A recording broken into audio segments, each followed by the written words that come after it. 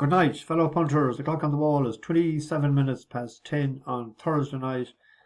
Back with a few for tomorrow. A couple of bus horses included. I'm in a B&B in Doolin in the Banner County, not too far away from Doolin Caves for people familiar with the lie of the land.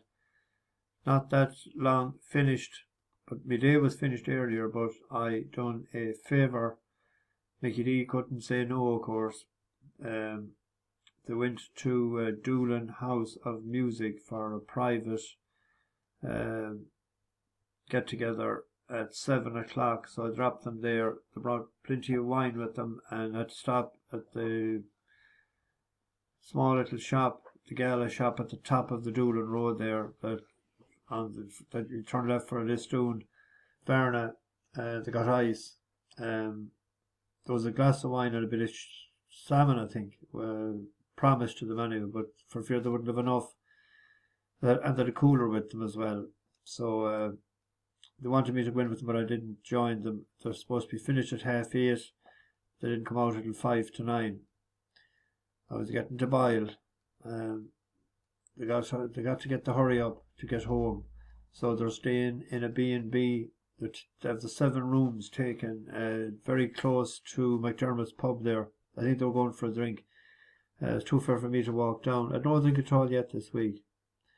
I'd promised myself one in Clifton, but it's 10 minutes away out of town as well, the B&B. This tour company aren't as good as a couple of the other ones for their drivers. They'll have to get a bit of a bulletin. We left early this morning. We're gone at 5 to 9. You see with the bus, it's an hour 20 then, you see, to get to Tarbert. Got the ferry over, and another hour and 10 then to the Cliffs of Moher. Got there for 12:30. And we're only about an hour to Perish a Dog above on the top of the hill. They wanted me to go up, not an ocean. It was outside the back door again. I was up on it once, years and years ago. That's enough. If there was a laptop and a horse race on, I'd go up to see it faster. I actually slept for a bit. I was tired from the late night. Hits me that I was driving there Sunday night. Hits me about 3 days later, which is today. We went to McHugh's for the dinner, turkey and ham. Grand. The ham was was probably one of the nicest I ever had. It was proper turkey or ham that you get for your Christmas dinner. Not a bit of sliced bacon.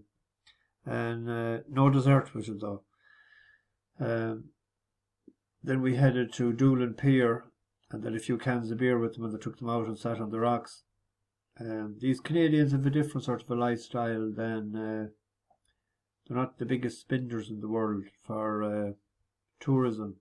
I noticed they bring bottles of wine back to the B. They're in B&Bs more so than hotels. The only hotel they're staying in is in Athboy. They're in the Darnley on Saturday night, and they're in the Abbey Glen in tomorrow night, which would be the only really hotel that they're in.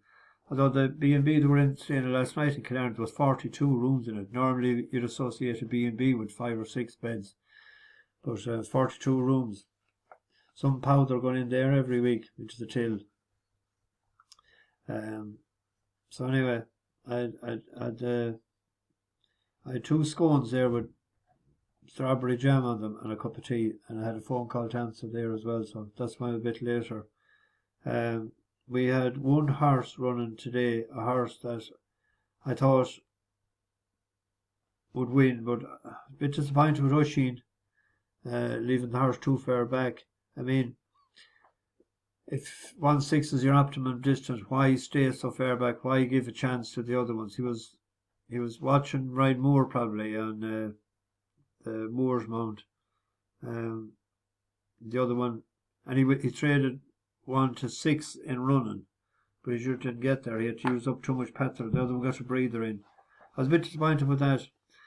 I actually done a lucky 15 today, and I had a 10-to-1 winner on it, and the other 3 traded odds on, and they were placed all right, but you need a second one with a 10-to-1 winner.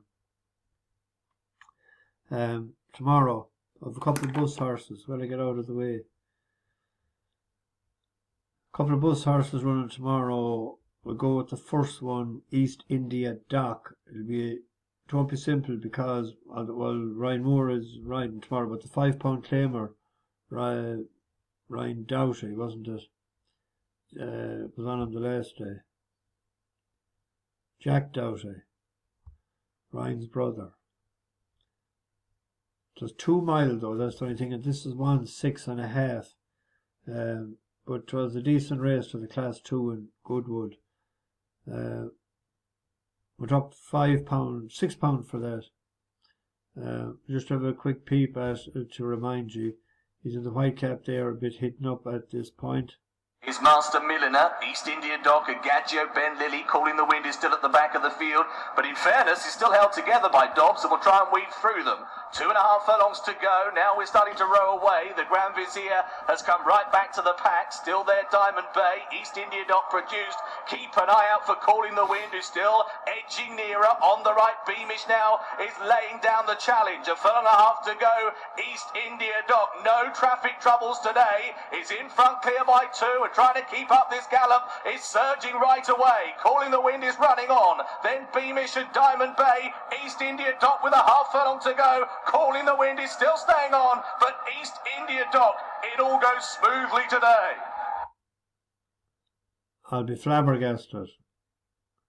I didn't use that word ever before, I think. If he's that far back in a 1/6 race tomorrow with the champion jock, Stamua in the saddle. Subsequent is decent horse, has won 3 out of his last 4, isn't it? Balding is going fairly well. 3 out of the last 4. Maiden 84.91 and it's up £5. So we're taking it on. We'll stay loyal to the bus horse. We're also staying loyal to Sweet William. This has been a good old money spinner for us, even though it hasn't won its last 2 races with a 1 in front of it. It won money for us because it was second to Cyprius the last time we had it each way, then in the Ascot Gold Cup.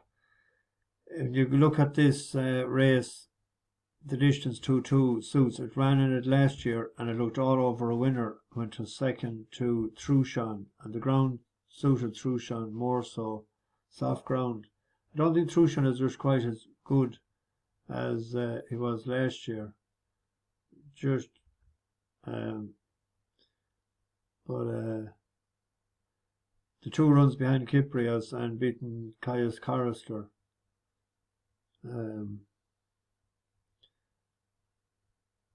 15-8.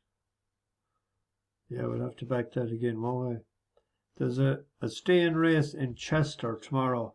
Very interesting race. If you look at bar the top weight, the other one says in and out sort of form. Crafty Mole, he got the race the last time in the steward's room, wasn't it? But who's Glen? It's rated 80, top weight. It hasn't run on turf though. But I remember that question used to be asked a lot in America years ago when all the Americans had run their horses on the turf. And then the question would be asked, like, when you be running on the dirt, will you run on the turf? And a trainer there, he was from the Royal County, Desi McInerney. He died there last year, in fact. He used to always say, of course he will run on the turf because all horses are born on grass. So they get to know the grass before they run on the dirt. Now, if you see the last day, it was behind the Dancing Poet, or Dancing in Paris. La Pulga, decent enough race, but was staying on well to suggest the extra couple of furlongs will suit. And he ran a bit green as well.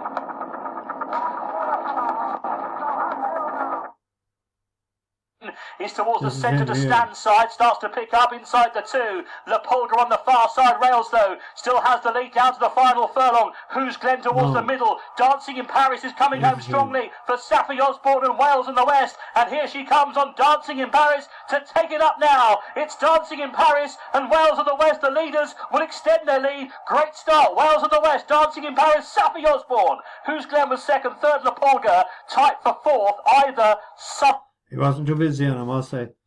Oisin is like that. He flakes the shite out of them one race and then real tender in the other races. But I think he's worth a bet, that horse, tomorrow. Look, it's heavy ground. Step up and triple, so he hasn't run on grass before. It's a big gamble, but I'm prepared to take it. What price is he? Oh, he's gone favourite now, hotter. He was 94 earlier. Mavana Ballinrobe, horse we won on a long time ago. Natural Look. Long time passengers on the bus will remember this one. When did it win for us?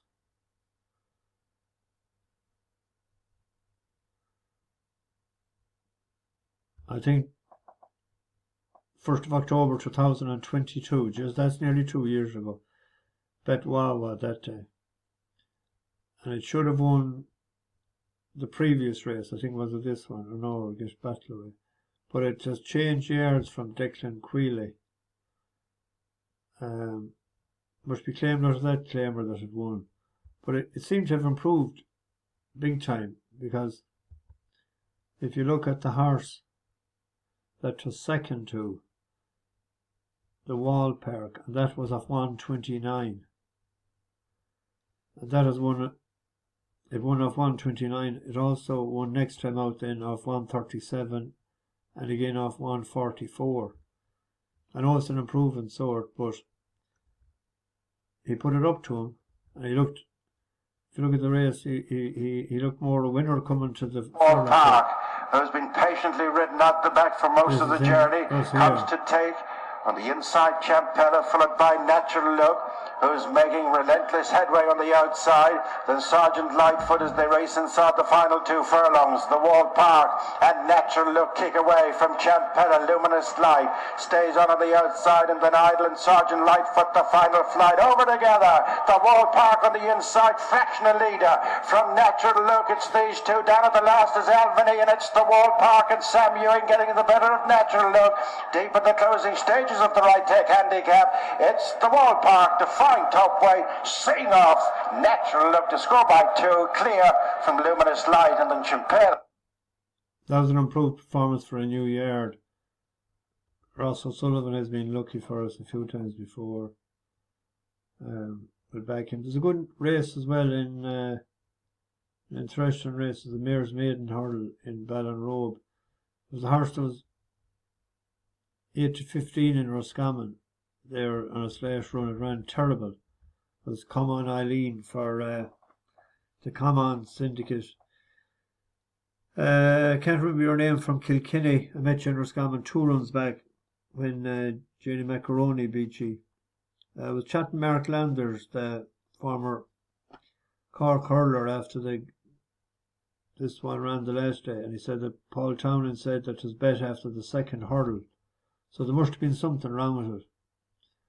But they were out fast again, and they're travelling a fair distance. So you'd imagine, like, it won a bumper first time out, ran the listed race, was no good. But when they're bringing it that distance, tomorrow it'll tell the tale. There's one horse between it and victory, is Joyous Royal. That's in a ran behind Expound. The first, the third and the fourth have won since. We were on one of them. No, the first, the second and the fourth. We were on Brilliant Light, one in England for us. This one won a handicap on the flat. And this one won in Kilbeggan. So it's between the two of them. Sometimes in that regard, you could do a reverse forecast, split your stake, and you don't have to worry if they're coming to the last which of them wins. It'll pay slightly more if the reverse forecast came in by splitting your stake. But if one of them was first and third, you're getting out. So, anyway.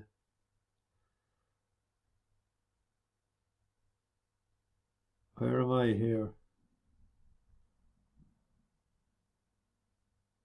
That's not me. There's me. Haven't been on here in a few days. I'm losing my touch. I didn't answer any comments in the latter half of the day. A bit busy. I'll have a look at them now or first thing in the morning. Breakfast at 8. I always like these B&B's, family run. They always have good quality breakfast. Going for the pancakes. Homemade pancakes. Hate them American style ones. They're too fluffy or too, I don't know what about them. Right, big day coming up Saturday, Leisure Day with Champions Weekend. So we've a feast of racing.